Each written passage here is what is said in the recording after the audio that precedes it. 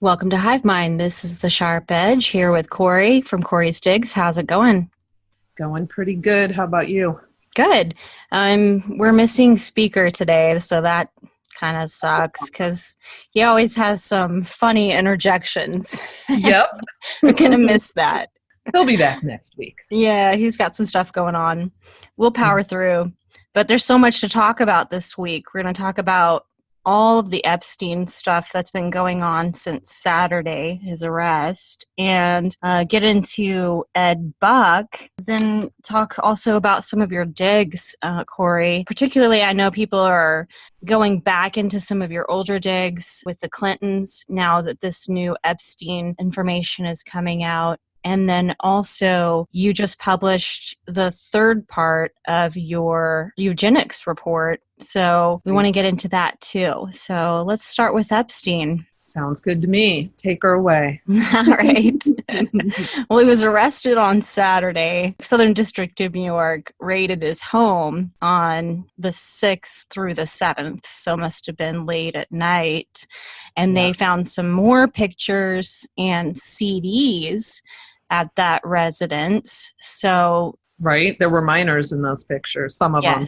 Yes. And I know that they're calling for any other victims to come forward in this case for sex trafficking charges against Epstein. So Daily Beast was the first to report it, the arrest. That's interesting. Yeah. Considering their connection with Chelsea Clinton. Then the news came out about Maureen Comey being a prosecutor on the team prosecuting this case, which I know people were concerned about. But the good news, I think, is that Bill Barr has not recused himself from this New York case. Right. And I don't think people should get overly concerned about Maureen. I think there's probably going to be a lot of people on this case. And like we've seen, they're already potentially, allegedly talking about a plea deal where he gives them names. And that would be an interesting list to see. But I think that we're seeing a lot of spin right now and a lot of fear porn. And people need to ride this out and see how this unravels. I agree. I see that there is a desire to control the narrative by the mainstream media. So we just need to stay the course, let it play out, see how everything pans out, because the daily headlines can be confusing and conflicting. Yeah, and also there's one other thing, like I was mentioning to you, there's a court document flying around by the left. They're all threading it out. They're coming into our threads and dropping it in saying, look, about a girl who filed a complaint in September of 2016 accusing both Jeffrey Epstein and Donald Trump of raping her. And what I want people to know is I went into Pacer and I pulled up that court doc and I looked at the docket and the history and the dates of it. So that was filed, I believe it was September 30th, 2016. And it was interesting to me because, look, anyone can file a complaint. Doesn't mean it's truth. I certainly don't believe it to be truth. And what I found interesting is all of a sudden this attorney comes into play and he wants to be able to represent her to where I think, he would be in attendance in court and she would not. So he filed this paperwork and filed everything incorrectly. There's like a list of all the things he did wrong. So he had to resubmit and then it gets approved. And then all of a sudden a different attorney steps in and now that we're getting closer to election date now. Different attorney steps in and then he starts filing the documents to do that. And well, lo and behold, he incorrectly filed things as well. So he had to refile. And then instead of it reaching the point of them approving, suddenly the plaintiff dismisses the case voluntarily 4 days before the election. And to me, that screams insurance policy, frame job. And then they backed out of it and dropped it. That's what that says to me. Yeah. Now, I could be wrong, but that's my assessment of this. I'm not an attorney. So, well, it looks like that. And, that's just one of the talking points. Of course, they want to pin Epstein with Trump, make all kinds of accusations as far as their friendship, Lolita Express, etc. But the truth is that Trump never went to Little St. James. Mhm. He hitched a ride from Daytona Beach to New York City with Epstein's son once. Right. And when he found out that Epstein had assaulted the 14-year-old daughter of one of the employees at Mar-a-Lago, he kicked him out, banned him for life. Right. And at Epstein's first arrest, Trump was very forthcoming. He actually offered as much information as he could. Right. And some of the information you're talking about is in the actual court documents. So this isn't hearsay. This is documented. Exactly. So anybody who's trying to pin this on Trump, well, like I said, watch it play out. Just watch it play out, because Trump will be vindicated. And like Pelosi's daughter said, we're going to see some big names, some of our faves. Yeah. I can't believe, after seeing the ratio on that tweet and how many people hammered her on that she didn't just delete it. That was crazy. That's going to come back to bite her. It was a funny read, though. It was really funny responses. Can you name your top 3? You got a list of those names. Yeah, it's going to be interesting. I think some big names are going to come out, and there's all kinds of connections. And I suspect we might see some connections to NXIVM with this. I believe there's already some sort of, one hop, two hop away connections, but I'm waiting to see, because I personally don't have time to dig further into this right now. And I already know there's probably tons of great journalists out there covering this. So, you know me, I like to go down the paths other people don't go down, but I suspect we might see some tiebacks there. Oh, for sure. Blackmail. They were all into sex trafficking. Yep. They seem to be connected with, some public officials and well-known people. And well, Edgar Bronfman Jr. is listed among many in Epstein's Little Black Book. So there's that connection to NXIVM. Right. And then NXIVM has connections, as you've reported, to the Clinton Global Initiative. So there's always just this one jump from one to the next, and it all seems like it connects, but we'll see how it plays out. Another talking point, the Dems have hopped on, is this Acosta thing. They're calling for his resignation. Trump came out yesterday and sort of defended Acosta. He said he's a great labor secretary, but as far as that thing that happened in Florida with the non-prosecution agreement, that it was several people's decision, not just his. We'll see how that plays out. Then there's scoops being published about Epstein's lawyers offering a plea deal to divulge names in exchange for a lighter sentence. So we'll see how that goes. Yeah, that should be interesting. I can't imagine him divulging Billy, but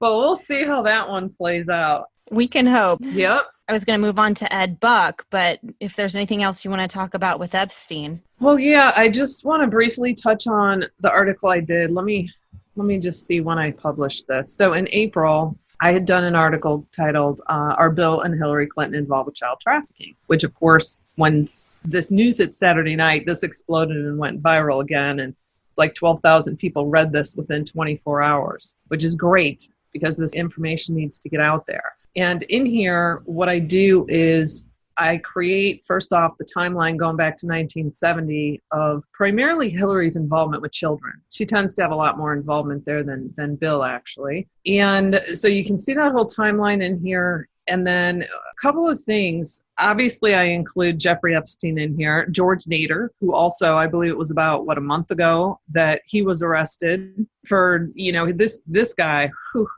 this guy's been arrested on child pornography and sexual abuse to children, and he's from the Middle East. And so they had rounded him up, I believe. Again, they arrested him at the airport. I can't remember which airport. So that recently happened, and he's in here. And of course, Kevin Spacey, I believe he was being questioned about some allegations against him. Wasn't it in London, from a theater in London, I believe? He was being questioned on the same day Epstein was arrested. And I had him in here, and these people have been convicted or arrested of crimes against children, which is either, pornography or child sex trafficking. And these people have been in bed with the Clintons for a long time. They are either friends and or business associates. Several of them have funded the Clinton Foundation or Hillary's campaigns running for president back in 2008. Also, what's important in here is I get into the International Center for Missing and Exploited Children that she was involved with, and I get into the Polaris Project and this modern day slavery directory. I mean, these people have set up databases globally to track missing children. And I have a lot of suspicions around this. A lot of things are adding up. And so I encourage anyone who hasn't read this yet to come in and review this, because we're starting to see, it's like I'm watching people getting pegged off of my list, Exactly. We'll leave a link below in the description for that article, because it really does connect a lot of dots. So let's talk about this Ed Buck thing. Yeah, I briefly saw that. I read a portion, I think Fox, well, everyone's probably reported on it by now, but the main gist that I picked up was that the family, I can't think of his name. It was of one of the, which one was it? Moore's mother had filed an amendment to a lawsuit claiming that Buck engaged in human trafficking and revenge porn. Mm-hmm. So that should be interesting to follow, because we've now had 2 men that have died in his apartment, correct? I believe so. Yeah. So, and then we've had these other arrests that this just broke today. Is today Wednesday or Thursday? Today's Wednesday. Yeah. So today, I never know what day of the week it is. The days are just meshing together. It's crazy. A week feels like a day to me. So just today, they arrested more public officials in Puerto Rico. If anyone's been following that over the last year, we've seen a lot of arrests. I believe there were 2 mayors last year, some other officials. Today was a former education secretary, as well as the former health insurance administration head. There were 2 businessmen and 2 education contractors. We know for a fact that the Clintons have a lot of dealings in Puerto Rico. If all the officials there, I mean, obviously, I shouldn't say all, but a big chunk of them are corrupt. And we're talking millions and millions in corruption here. So yeah, that's going to be an interesting developing story there to see what kind of connections they may have to the Clintons. Let's talk about your eugenics report, part 3 that you just released. Was it yesterday? Again, the days are... I think it was yesterday. Yes, because I was going to release it Monday, but then all the news on Epstein, so I figured it would just get lost in the shuffle, and I waited and released it yesterday. Right. So let's get into it. It talks about, part 3 talks about biotech mostly, right? DNA databases, a new vaccine gene. Oh, they're terming it gene therapy, but it's really synthetic genes that they're injecting into your muscle tissue that will alter your DNA. So it's moving into human trials. And then we have the DNA database collections. And I just want people to be aware that, we've got those Ancestry, 23andMe, MyHeritage, Genome something rather. There's a bunch of them out there now. And we're talking almost 30 million Americans have already tested in the United States alone. And what I mean by tested is people are spitting in little test tubes and sending them out because they want to know their heritage and their genetics or their traits. And these places are promoting that they're going to tell you things about your heredity, your nutrition, your personality, all kinds of wonderful things. And a lot of them are offering these for free. Meanwhile, I'm sitting here going, no, don't do it. Exactly. You have no idea what you're doing. They're stunning. Building the hugest database ever. And biotech companies, basically, here's an example. Bill Gates funded scientists to pull 40,000 records from 23andMe and look through all the DNA. And we don't really know the motive or why. We only know the story that he reveals, that they made this wonderful discovery that selenium is a chemical. It's not really a chemical. It's a mineral. Isn't it a mineral? that our body absorbs. And if it's not absorbed properly, that will alter when you go into labor, hence potentially producing like premature babies and everything. So isn't this a wonderful find? No, it's not a wonderful find, because God knows what else they found and what they were really looking for in those.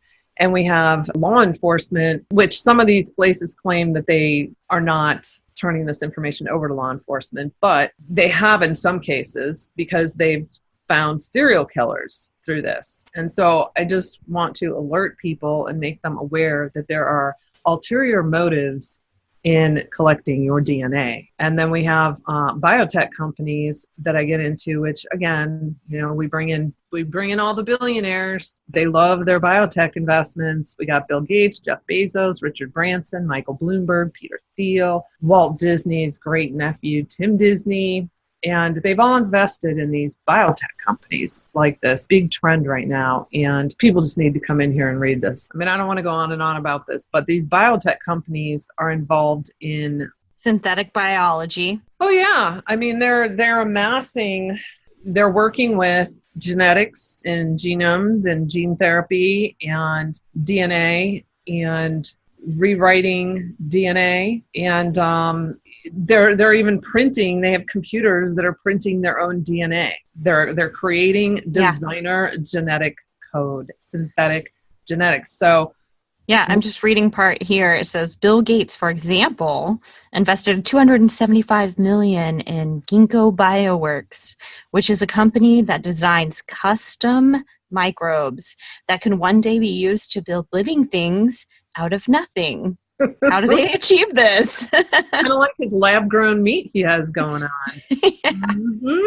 Genetic engineering to design and print new DNA for a variety of organisms. They'll make it sound like, you know, they're going to heal the world with this, and they talk more about, plants and bacteria and this and that, or they'll start talking about their vaccines and how good they're going to do. But anyone reading any of this at length, it's quite clear. And then you look at the statistics I have in this report, which this is only part 3. I have 3 more parts coming out, which will be out, rolling out every few days. Another part will come out. People need time to read it and digest it. So there's a lot of information in here. And then one of the ones that is on my radar is this, what they're calling gene therapy, but it's not. And I think I did talk a little bit about this last week, so I won't go into this too much, but the gist is they're about to move into human trials. Are you talking about the Scripps research?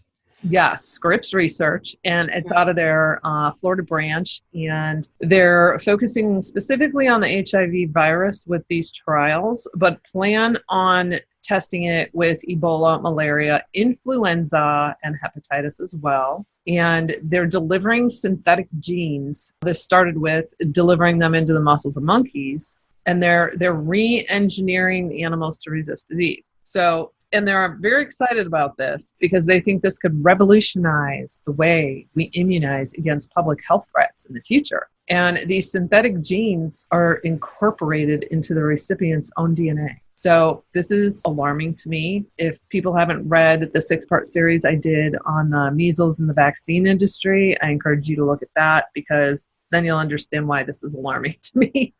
I can't believe they're moving into human trials on this. How could they possibly know yet the long-term effects of synthetic genes being incorporated into your own DNA? Yeah, and the next one is a doozy. I originally was going to do part 4. I was going to have that be, part 2 after the timeline. But I wanted to give more of a back history of what's been going on and show a fuller scope of this before getting to the actual statistics now of how this has all impacted the population. So part 4 is a doozy. It's one of the most significant parts to all, of this report. That I will be publishing on, I think, Thursday. So there you go. Tomorrow, part 4 will be out. Perfect. This will be out on Friday, so... Right. So yesterday, everyone, yesterday. So, yeah, part of your report, I was reading through it last night, and I got this tidbit that I was just shocked. I'd never heard this before, but Bill Gates stated that when he was growing up, his parents were involved in various volunteer things, and that his dad was head of Planned Parenthood. Yes. I didn't know that. You didn't? No. Yeah.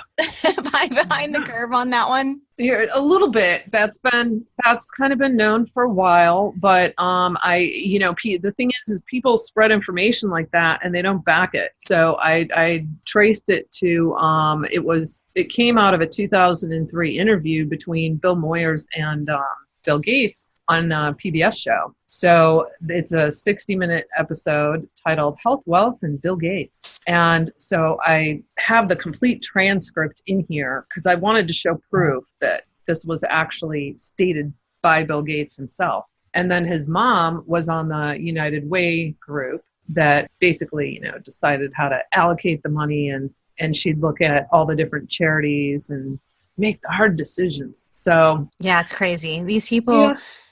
It's like they're groomed for these positions that they're in. They are, absolutely. Absolutely. And it all goes back to this depopulation and eugenics agenda. Yeah. Even, Planned Parenthood.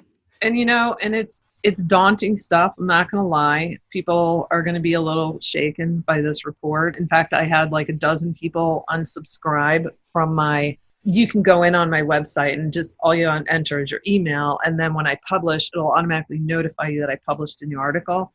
And when this one came out, I had like a dozen people unsubscribe. I thought, wow, people are really terrified of the truth. I mean, the historical timeline I extracted there's a eugenics archive from the records office in New York. This is not theory. Everything in here is statistical data and information. And it is shocking, but I'm surprised that people who normally follow you be shocked by this one because you put out some shockers before. Right. Well, and then the irony to that is I got flooded with after the Epstein news hit, and I picked up like 300 subscribers because of the article we were just discussing about the Clintons being involved with all these people. So it's kind of funny to see what people are willing to face and look at and try to, process versus what they just need to turn a blind eye to. And I get it.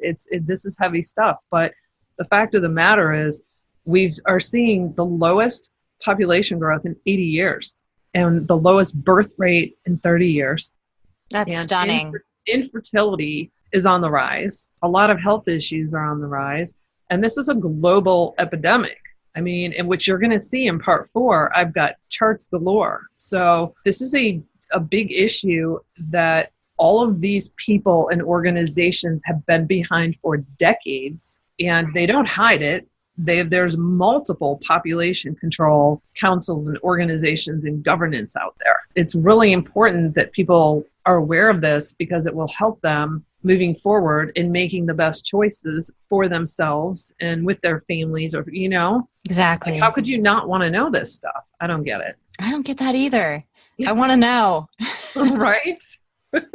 I don't care how bad it is. I want to know. Right? I mean, if I'm watching like a horror flick on TV or, something really gory, I'm going to close my eyes. Like, I will turn a blind eye to that stuff, hands down. But information, I will never turn a blind eye to information. Mm-mm. True story. I used to love watching horror movies and horror shows until I started my awakening process. And when I realized that the horrors, the real horrors, were worse than the horror movies, I stopped watching the horror movies. I prefer a good like psychological thriller, I just need happy stuff when I'm unwinding. I have enough horror movie, thriller stuff in my real life researching this crap. I hear ya. But every now and then, like the other night I binged watched Stranger Things. It's like totally entertaining. There's humor in it. There's little tidbits here and there that are little disclosures. That one little kid, I think his name is Dustin in the show, he just cracks me up. So like stuff like that, every now and then just to escape and get out of my brain for a little bit. It's fun. Yeah, I get it. I used to love it. To me, it's just like, I can't anymore. I'm just like, I overload. I don't even have cable anymore. I'll just go in and find something and, stream something like once every couple of weeks when I need to turn my brain off. Yep. We got to turn our brains off sometimes, man. It's heavy stuff that we're researching daily, and there's got to be that balance. I know you probably aren't the best at balance. You no, but I can 17-hour days. But hey, you know what? I am taking off Friday through Sunday. I am taking 3 days off. I am unplugging, and I am going to go sit my butt by a lake and go through some nature trails with a good friend who I grew up with. So I'm really looking forward to that. And it'll be the first time I've done that and God, I don't know how long. Yes. Good for you. Good for you. You need it. I'm finding that balance. Good. Yeah. It's important. So that's good to get away from technology and relax and, refocus on humanity, the good side of humanity. Right. Well, I think we'll wrap it up there, Corey, unless there's anything else you want to talk about. No, I think that's a perfect spot. All right, cool. Well, feel free to like, share, and subscribe. Visit our websites and Corey's latest articles. All of the information will be in the description below. Thanks for joining us. See you back next time on Hive Mind.